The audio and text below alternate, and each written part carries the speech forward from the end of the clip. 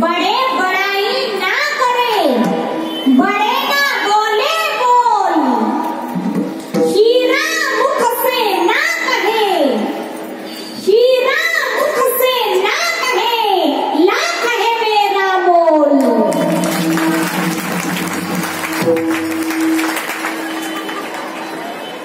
पैसा स्वतःची किंमत सांगतो, कारण त्याला स्वतःला किंमत आहे म्हणून सांगतो।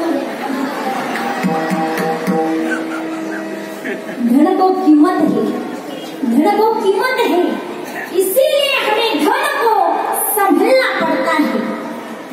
हम पुण्य को नहीं, हम पुण्य को नहीं, पुण्य हमें संभलता है। धन से व्यक्ति का संवरना होता है, पुण्य से व्यक्ति का करना होता है। धन से हमें मान मिलता है, पुण्य से हमें सम्मान मिलता है।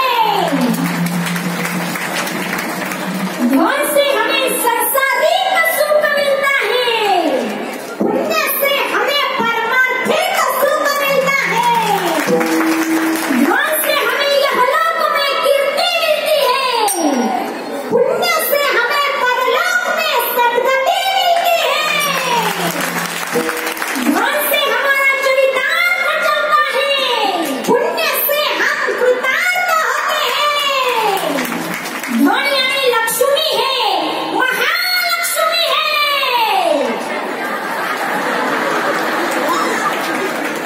पुण्य यानी लक्ष्मी पति है, यानी परमात्मा है।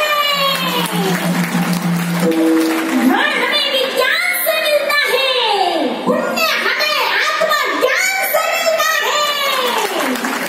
धन से हम क्रांति कर सकते हैं, पुण्य से हम शांति पा सकते हैं।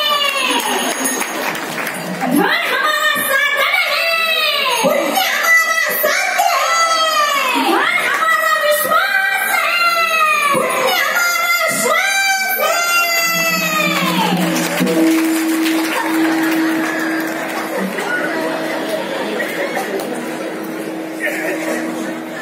धन आपला विश्वास आहे आणि पुण्य आपला श्वास आहे, आणि माणसाला या दोन्हीचीही गरज आहे।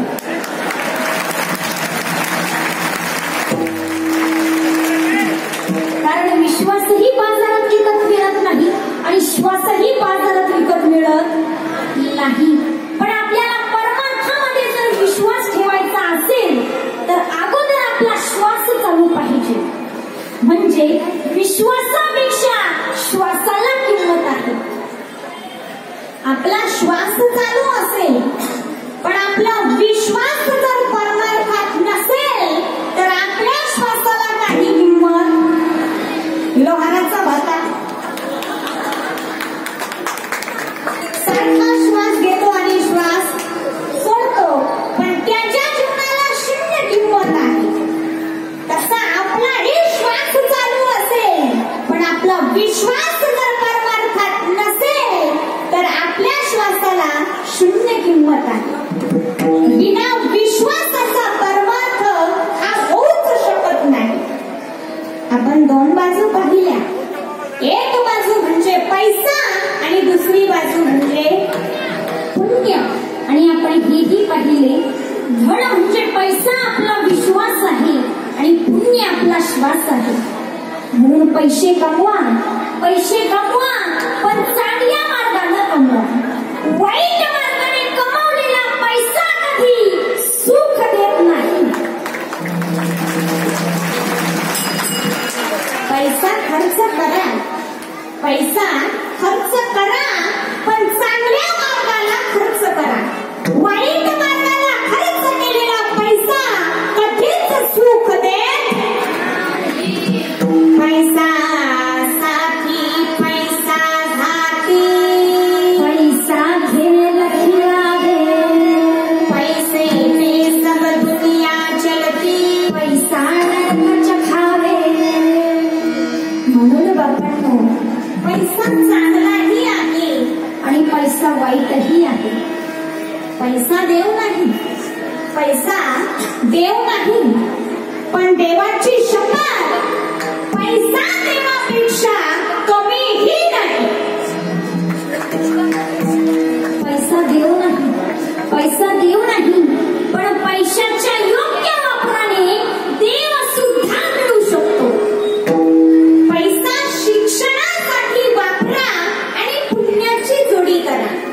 शिक्षणासाठी वापरलेला पैसा त्याला पुण्याची जोडी करा आणि पैसे कमवा.